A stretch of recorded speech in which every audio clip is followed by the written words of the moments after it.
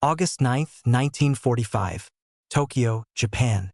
The heat in Tokyo was suffocating. It wasn't just the summer humidity.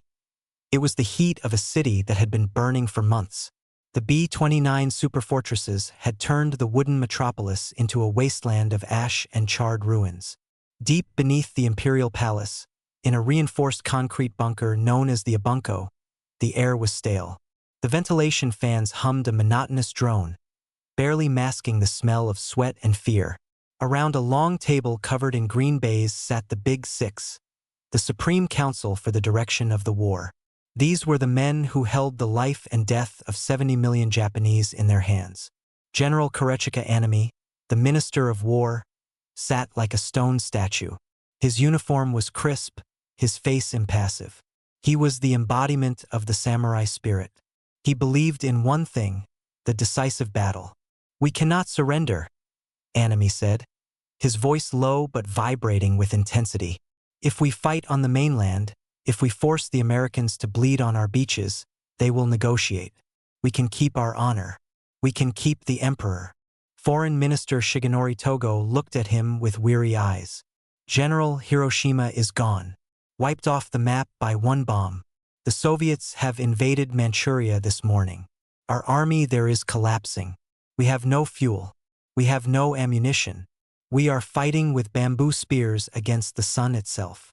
Anami slammed his fist on the table. "Then we die. 100 million shattered jewels. It is better to perish than to accept the humiliation of unconditional surrender." The second son. As they argued, a heavy silence fell over the room. An aide entered, his face pale as paper. He handed a slip of paper to the Prime Minister. "Nagasaki," the Prime Minister whispered. "Another one. Another special bomb. It happened at 11:02 a.m. The room went cold. The Americans didn't just have one. They had an assembly line of apocalypse. For General Anami, this was the moment the world fractured. The logic of war, tactics, bravery, spirit no longer applied. They were facing extinction. But for a man raised on the code of Bushido, surrender was a fate worse than death. In the samurai code, a prisoner has no honor. A prisoner is a ghost. To surrender was to kill the soul of Japan. The voice of the crane. August 14, 1945. The deadlock continued for 5 days. The military wanted to fight. The civilians wanted to stop. Finally, Emperor Hirohito, the living god, the descendant of the sun goddess, did something unprecedented. He spoke. In the bunker, the men bowed their heads so low their noses touched the table.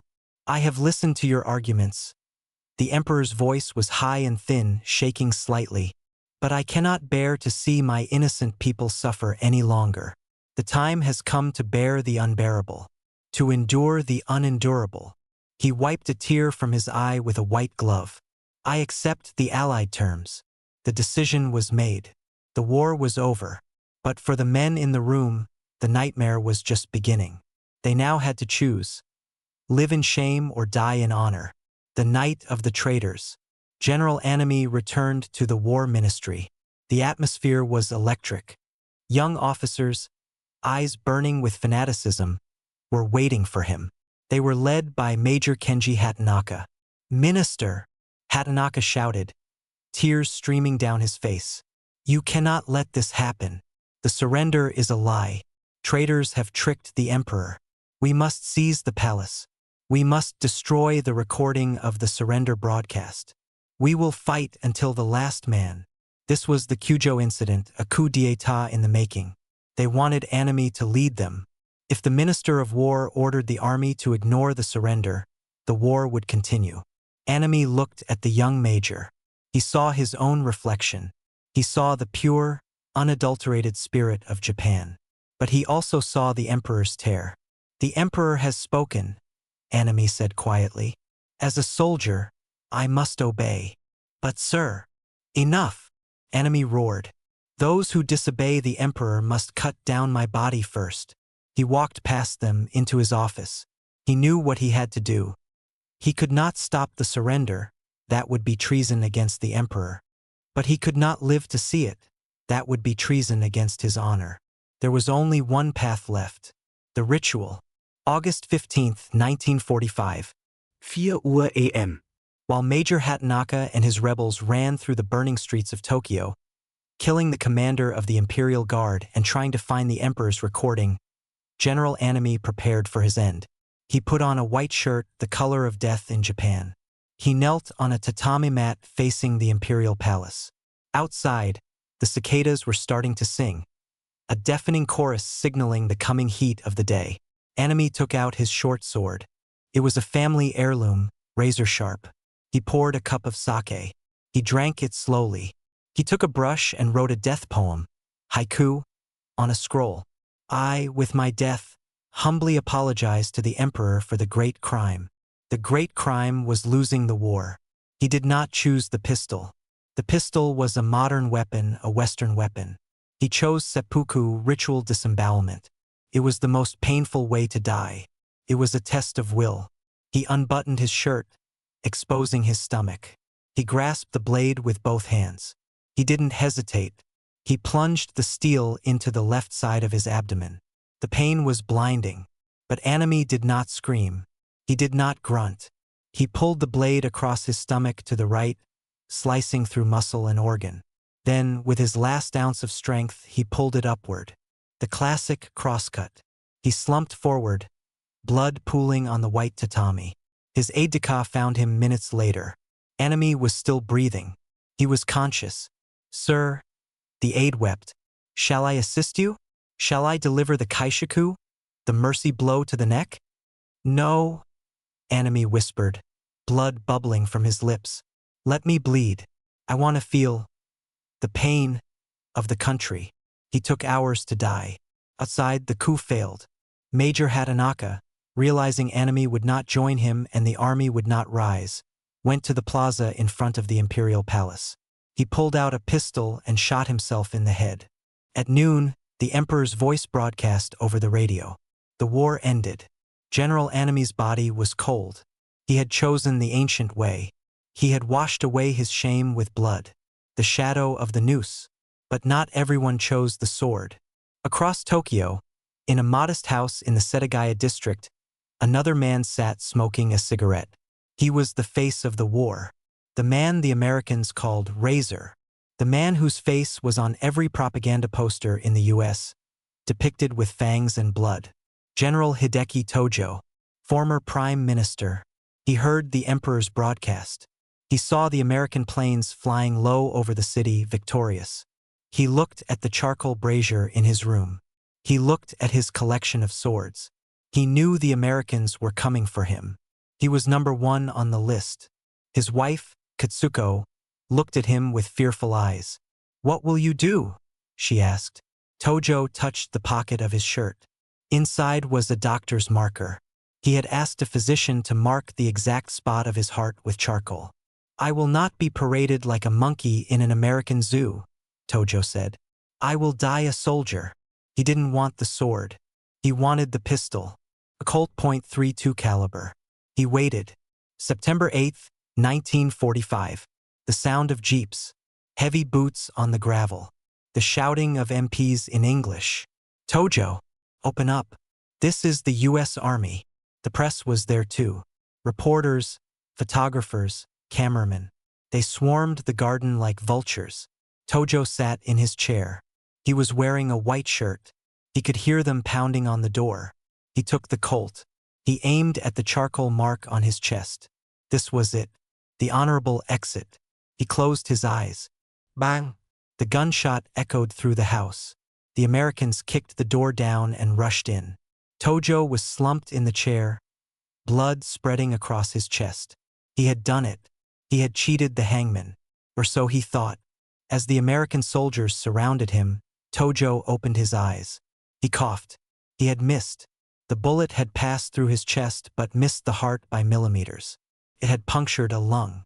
It was a fatal wound, but a slow one. Don't let him die, an American officer shouted. Get a medic. Give him plasma. We need him alive. Tojo looked up at the Americans hovering over him. He tried to speak. I am sorry, he gasped. It is taking too long. The irony was cruel. General Anami had successfully killed himself with a sword in agonizing pain. Tojo, the architect of the war, had tried the easy way and failed. The Americans didn't let him die. They poured American blood plasma into his veins. They stitched him up. They saved his life, not out of mercy, but because they wanted to kill him themselves. They wanted the spectacle. They wanted the trial. They wanted the noose. Tojo was dragged from his home, not as a dead martyr, but as a living prisoner. The seppuku option was gone. Now he faced the judgment of the victors. September 2nd, 1945. The mountains of Kiangan, Philippines. While Tojo was bleeding in a chair in Tokyo, another legend was walking out of the mist in the Philippines. General Tomoyuki Yamashita was known as the Tiger of Malaya. In 1942, he had conquered Singapore, the Gibraltar of the East, in 70 days, forcing the largest surrender of British troops in history. He was a brilliant tactician, a man who moved armies like lightning. But now he was a ghost. He walked out of the jungle surrounded by the remnants of his 14th Area Army. They were skeletons wrapped in rags. They were eating lizards, roots, and sometimes each other. Yamashita wore his uniform. It was stained and torn, but his boots were polished. He carried his samurai sword. He walked toward the American lines not to die, but to surrender. General, his chief of staff had asked him days before, offering him a pistol. Will you not choose the way of Anami? Will you not perform seppuku? Yamashita had looked at his starving men. If I kill myself, who takes the blame? He asked. If I die, my men will be treated as bandits and slaughtered. I must live to take the responsibility. He surrendered to save his men. He didn't know that the Americans had already built a gallows with his name on it. The Manila Massacre. The Americans weren't interested in Yamashita's tactical genius. They were interested in vengeance. During the Battle of Manila months earlier, Japanese troops, mostly naval marines under a different commander, Admiral Iwabuchi, had gone insane. Realizing they were trapped, they raped, tortured, and murdered over 100,000 Filipino civilians. The city was turned into a slaughterhouse. Yamashita had been miles away in the mountains with his communications cut. He had ordered Iwabuchi to evacuate the city. Iwabuchi had ignored him and died in the rubble. But Iwabuchi was dead. The Americans needed a living villain. The trial of the century. October 1945. Manila. The trial was quick. It was brutal. It was controversial. Yamashita sat in the defendant's box. He looked like a grandfather, calm and stoic. The prosecutor, an American major, pointed a finger at him. You were the commander. The atrocities happened under your flag. Therefore, you are guilty. This was a new legal concept, command responsibility. It didn't matter if Yamashita didn't order the killings. It didn't matter if he didn't know about them. The fact that he was the general meant he should have stopped them. Yamashita's defense lawyer, Harry Clark, fought desperately. This is not justice, Clark argued. You are hanging a man for the crimes of another. He had no radio contact. He had no control. Yamashita spoke only once. I have done my duty to the best of my ability, he said, his voice steady. I do not be ashamed of my actions. The verdict took 2 days. Guilty. Sentence: death by hanging. Yamashita nodded once. He did not flinch. He had one request. I am a soldier, he wrote to General MacArthur. I ask to be shot by a firing squad. It is the honorable death for a warrior. MacArthur, sitting in his high office in Tokyo, read the request. He remembered the humiliation of 1942. He remembered the Philippines falling. Denied, MacArthur ruled. Strip him of his uniform. Hang him like a common criminal. The Tiger's End. February 23, 1946. Los Baños prison camp. The sun was not up yet. The air was cool. Yamashita was led out of his cell. They had taken his uniform. He was wearing American GI fatigues, green work clothes that were too big for him. It was a final, calculated insult. To die wearing the enemy's clothes. He climbed the 13 steps of the wooden gallows. He looked at the American officer. "I pray for the emperor's long life," Yamashita said, "and I pray for the happiness of the American people." He wasn't angry. He was transcending the moment. The black hood was placed over his head. The noose was tightened, the heavy hangman's knot placed behind the left ear to snap the neck instantly. The trapdoor opened with a loud clack. The tiger of Malaya fell. The rope snapped tight. The body swung in the morning breeze. There was no seppuku, No pouitri. just the brutal physics of gravity. The Tokyo Circus. Back in Tokyo, the main event was just starting. Hideki Tojo had survived his suicide attempt. The American doctors had patched up his lung. He was now sitting in the dock at the International Military Tribunal for the Far East, IMTFE. It was a spectacle. 28 Class A war criminals were on trial. They sat in 2 rows. Tojo was in the front row, wearing a shabby military suit, stripped of his rank insignia. The Americans wanted to break him. They wanted him to beg. They wanted him to blame the emperor. But Tojo had had a realization. He had failed to die by the gun, which meant fate wanted him to do one last job. His job was to be the lightning rod, the head slap. The trial was tense, solemn, and boring, until Shumi Okawa went mad. Okawa was the chief civilian propagandist, a philosopher of nationalism. He was sitting right behind Tojo. On the first day of the trial, Okawa started giggling. He unbuttoned his shirt. He began praying loudly. Then, in front of the world's cameras, Okawa rolled up a newspaper, leaned forward, and whack. He slapped the bald head of Hideki Tojo. The sound echoed through the courtroom. Tojo turned around. For the first time in years, the razor smiled. He actually grinned. It was a moment of absurdity in a room filled with death. Okawa was dragged out, screaming, "I am the next emperor. Tojo is a fool." He was declared insane and sent to an asylum, escaping the noose. Tojo turned back to the judges. The smile vanished. The mask returned. The defense of the emperor. The American prosecutor, Joseph Keenan, grilled Tojo for days. "Did the emperor consent to the war?" Keenan asked. "Did you act on his orders?" This was the trap. If Tojo said yes, the Americans might hang the emperor. If the emperor hanged, Japan would burn in rebellion. Tojo knew the script. No, Toho lead smoothly. "I am responsible. The emperor loves peace. I and the cabinet advised him to war. He had no choice but to accept our counsel. The responsibility is mine alone." He was taking the bullet. Again, he admitted to authorizing the war. He admitted to the surprise attack on Pearl Harbor. But he refused to call them crimes. "It was a war of self-defense," Tojo argued. "You cut off our oil. You strangled us. We had to fight to survive. Justice is only the will of the victor." The verdict. The trial dragged on for 2 years. People stopped caring. The world was moving on. The Cold War was starting. But the hangman was patient. November 12, 1948. The judges returned. The courtroom was packed. Hideki Tojo. Tojo stood up. He removed his headphones. Guilty on count 1. Guilty on count 27. Guilty on count 54. Sentence: death by hanging. Tojo bowed to the court. He turned and walked back to his cell. He had expected this. He welcomed it. But there was one last twist. The Americans were terrified of one thing: martyrdom. They knew that if Tojo's body was returned to his family, it would become a shrine.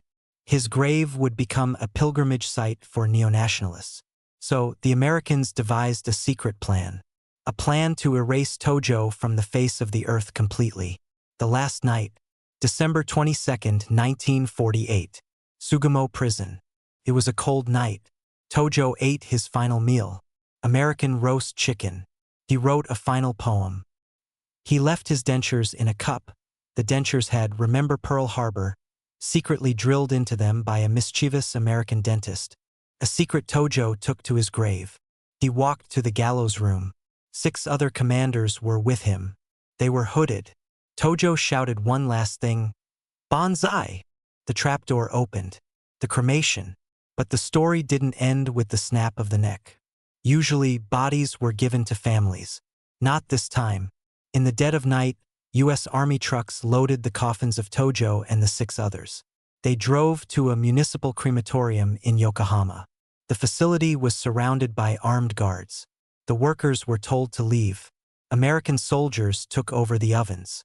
They burned the bodies. But bones don't burn easily. The soldiers had to use sledgehammers to crush the remaining bones into dust. Then they swept the ashes into boxes. They didn't bury the boxes. They didn't scatter them in the ocean. Major Michael Freese drove the truck to a nearby airfield. But then he changed course. He couldn't risk anyone finding out. He stopped the truck on a dark road. It was raining. He looked at the boxes of ash, the remains of the men who had conquered Asia, who had defied the world, who had been treated as gods. He threw the ashes into the wind. Some of the dust landed in a muddy vegetable patch. Some blew into the sewer. The supreme commanders of Japan, the descendants of samurai, ended up as mud on an American boot. Or so the Americans thought. They didn't see the Japanese worker hiding in the bushes, watching where the dust fell. December 23, 1948. Midnight, Yokohama. The American trucks drove away, leaving tire tracks in the mud. Major Freese believed he had accomplished his mission. Tojo and the others were gone. Dust in the wind. No grave. No es rine. But as soon as the taillights vanished, a shadow moved in the darkness. It was Ichiro, a worker at the crematorium. He had seen where the Americans threw the remains. He knew that bone does not turn to ash easily. He knew there would be fragments. He crawled into the muddy ditch. He ignored the cold and the filth. He used his bare hands to sift through the sludge. He found them, tiny pieces of bone, a charred tooth, gray ash that hadn't washed away. He didn't see them as war criminals. He saw them as the spirits of Japan's leaders, abandoned in a ditch like roadkill. He collected the earth and the fragments in a simple clay jar. He hid the jar in a nearby temple. For years, it was a secret known only to a few lawyers and priests. But that jar would eventually find its way to the Yasukuni Shrine, the controversial resting place of Japan's war dead. The Americans tried to erase Tojo. Instead, they accidentally created the most politically charged grave in Asia. The man in the photo. September 27, 1945. The U.S. Embassy, Tokyo. While Tojo was bleeding and Yamashita was being hunted, the man responsible for it all was getting dressed. Emperor Hirohito, the God King. He was terrified. He expected General MacArthur to arrest him. He expected to be tried and hanged next to his generals. He arrived at the U.S. Embassy in a black limousine. He was small, frail, shaking. General Douglas MacArthur met him at the door. MacArthur was a giant. He didn't bow. He offered a hand. They went into a private room. Nobody knows exactly what was said, but the result was captured in one photograph. The photo showed MacArthur, tall and relaxed, hands in his back pockets, wearing an open shirt. Beside him stood Hirohito, stiff in a formal suit, looking tiny and subservient. The Japanese public was shocked. Their god was just a small man standing next to a giant. But that photo was a shield. MacArthur had made a cold calculation.